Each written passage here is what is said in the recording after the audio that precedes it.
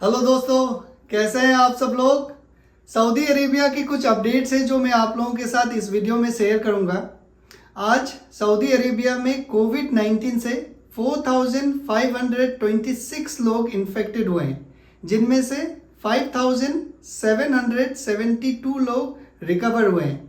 अगर आप recovery versus infection का रेशियो देखेंगे तो काफ़ी अच्छा है। जितने लोग इन्फेक्ट हो रहे हैं उससे ज़्यादा लोग रिकवर हो रहे हैं। लगभग 127% रिकवरी रेट है। इसका मतलब ये हुआ कि अगर 100 लोग इन्फेक्टेड हो रहे हैं तो 127 लोग रिकवर हो रहे हैं। आप लोगों को ये बात पता होगा कि 1 फरवरी 2022 से जो तवक्कला में इम्यून स्टेटस है वो अपडेट होगा उन लोगों का जिनका सेकेंड डोज से 8 महीना हो गया है 1 फरवरी तक, और उन्होंने तीसरा डोज कोविड-19 का नहीं लिया है। फिर से मैं बताता हूं, उन लोगों का इम्यून स्टेटस कैंसिल हो जाएगा जिन लोगों ने तीसरा डोज नहीं लिया है और उनका दूसरा डोज से 1 फरवरी तक 8 महीने हो गए हैं। अगर आपने दूसरा डोज लिया है और आपका 8 महीने मार्च में हो रहा है तो मार्च तक अगर आप तीसरा डोज नहीं लेंगे तो आपका जो इम्यून स्टेटस है वो कैंसिल हो जाएगा। तो उसके लिए अगर आपने तीसरा डोज नहीं लिया है तो तीसरा डोज ले लीजिएगा। लेकिन यहाँ पे परेशानी एक ये है, मोस्टली उन लोगों के लिए जिन लोगों का वैक्सीन सर्टिफिकेट सेहती एप्लीकेशन में अपडेटेड नहीं है। जो लोग विजिटर्स हैं उन लोगों के साथ ये प्रॉब्लम है कि उनका जो वैक्सीन सर्टिफिकेट है वो अपलोडेड नहीं है सेहती में, क्योंकि उन्होंने सऊदी से बाहर वैक्सीन लिया होगा। जिन लोगों ने सऊदी में वैक्सीन लिया उन लोगों का तो अपडेट होगा, लेकिन जिन लोगों ने सऊदी से बाहर लिया उन लोगों का नहीं होगा। तो उसके लिए आप सब लोगों को, चाहे आप रेसिडेंट हो चाहे आप नॉन रेसिडेंट हो, नॉन रेसिडेंट में कोई सा भी वीज़ा कैटेगरी हो, अगर आपने अपना वैक्सीन सर्टिफिकेट ई सर्विसेज पोर्टल में, जो मिनिस्ट्री ऑफ हेल्थ का एक पोर्टल है ई सर्विसेज पोर्टल, उसमें अपलोड नहीं किया है तो अपलोड कर लीजिए। पहले सिर्फ ये रेसिडेंट के लिए ही था, अब विजिटर्स के लिए भी है। वो विजिटर्स जो अभी सऊदी अरेबिया में हैं वो भी अपना वैक्सीन सर्टिफिकेट अपलोड कर सकते हैं। ये इन्होंने चेंजेस इसलिए करे होंगे क्योंकि विजिटर्स के साथ प्रॉब्लम ये था कि अगर उन्होंने सऊदी से बाहर कोविड-19 के अगर 2 डोज लिए हैं और सऊदी में आकर अगर उन लोग तीसरा डोज ले रहा है तो उनका जो सेहती में जो रिकॉर्ड होता था वो फर्स्ट डोज के नाम पे रिकॉर्ड होता था। तो उससे तवक्कला में इम्यून स्टेटस तो ऐसे ही कैंसिल हो जाएगा, क्योंकि एप्लीकेशन को बस यही पता है कि आपने बस एक ही डोज लिया है। तो अगर आप सऊदी से बाहर, अगर आपने 1 डोज लिया है, 2 डोज लिया है, 3 डोज लिया है, चाहे आप विजिटर्स हो चाहे आप इकामा वाले हो, आप अपना वैक्सीन सर्टिफिकेट ई सर्विसेज पोर्टल में अपलोड कीजिए। ओके। और रेसिडेंट वालों का एक और समस्या ये भी था, और विजिटर्स के भी होंगे जिन्होंने इंडिया में कोवैक्सीन लिया था, क्योंकि पहले ई सर्विसेज पोर्टल में कोवैक्सीन नहीं था। जब आप सेलेक्ट करते थे वैक्सीन का नाम तो वहाँ पे वैक्सीन का नाम नहीं आता था कोवैक्सीन, लेकिन अब कोवैक्सीन के साथ भी बहुत सारे वैक्सीन के नेम है वो हैं वहाँ पे। मैंने चेक करा है, तो आप लोग अगर कोवैक्सीन लिए हैं तो अपना वैक्सीन सर्टिफिकेट अपलोड कर लीजिए। अब ये वैक्सीन सर्टिफिकेट अपलोड कैसे करना है, क्योंकि विजिटर्स वालों को तो पता नहीं होगा, और मैं फिर से ये बात बता देता हूँ कि जो विजिटर सऊदी अरेबिया में हैं ओके वही अपलोड कर सकते हैं। अपलोड करने का क्या मतलब है वो भी मैंने आपको बताया कि ताकि वो एप्लीकेशन में अपडेट हो जाए, और आपने अगर सऊदी से बाहर 1 डोज लिया है और सऊदी में अगर आपने दूसरा डोज लिया है तो वो दूसरा डोज ही काउंट होगा, क्योंकि 1 डोज तो ऑलरेडी अपडेट हो गया है। अगर आपने सऊदी से बाहर 2 डोज लिया है, सऊदी में आके अगर 1 डोज ले रहे हैं तो वो तीसरा डोज काउंट होगा, ना कि पहला डोज।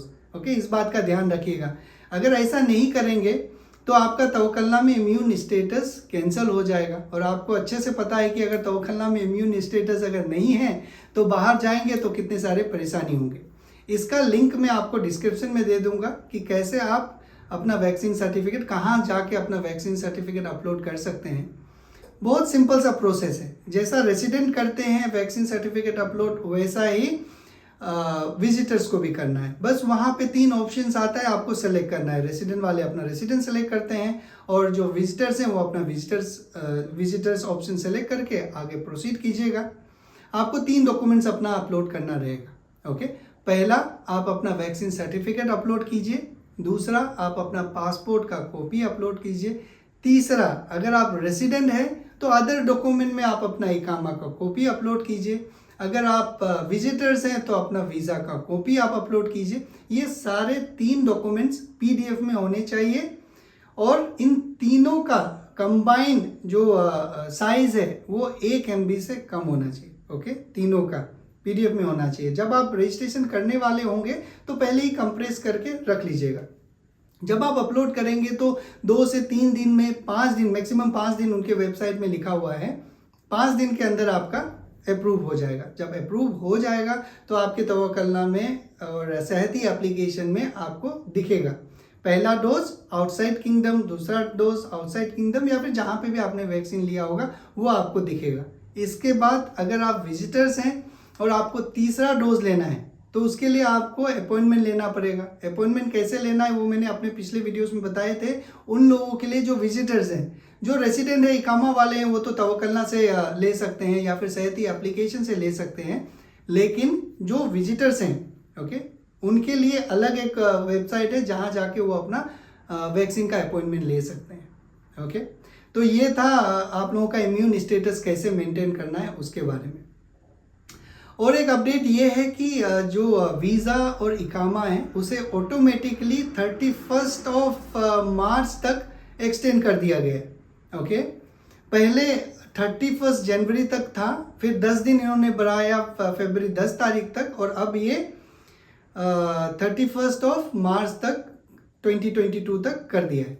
अब इनमें 13 कंट्रीज इंक्लूड किए गए हैं जो सस्पेंशन लिस्ट में थे शायद पहले, जिनमें से इंडिया भी है, पाकिस्तान भी है और बाकी 11 कंट्रीज हैं।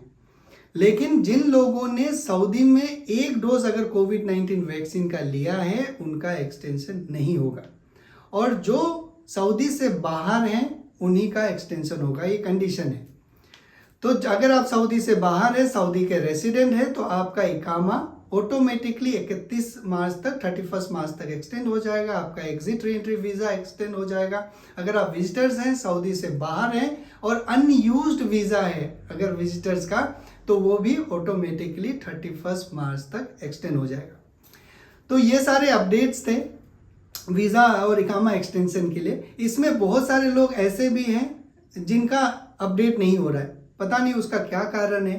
कुछ लोग ये भी बता रहे हैं कि अगर इकामा में 90 डेज से कम होगा तो नहीं होगा, अगर कंपनी रेड लिस्ट में है तो उनका ऑटोमेटिकली नहीं होगा। अगर आपका अपडेट नहीं होता है तो अपने कंपनी से कांटेक्ट कीजिए, उनको बोलिए कि मैन्युअली करें। ओके, अगर आपका इकामा एक्सपायर हो गया है तो पहले आपका इकामा एक्सटेंड होगा, इसके बाद कुछ दिन बाद exit re entry visa extend होगा। तो ये सारे पुराने जो एक्सटेंशन में प्रॉब्लम्स थे, ये सारे प्रॉब्लम्स थे, तो आपको भी आ सकते हैं, परेशान मत होइएगा। तो आज के लिए बस इतना ही। अगर आपको इस सारे चीज़ों में अगर कोई भी नया अपडेट आपको पता चलता है तो कमेंट में लिख के बताइए, ताकि लोगों को भी पता चलेगा। ओके, मुझे भी पता चलेगा, ताकि मैं बाकी लोगों को बताऊंगा। अपना ख्याल रखिए। Thank you very much.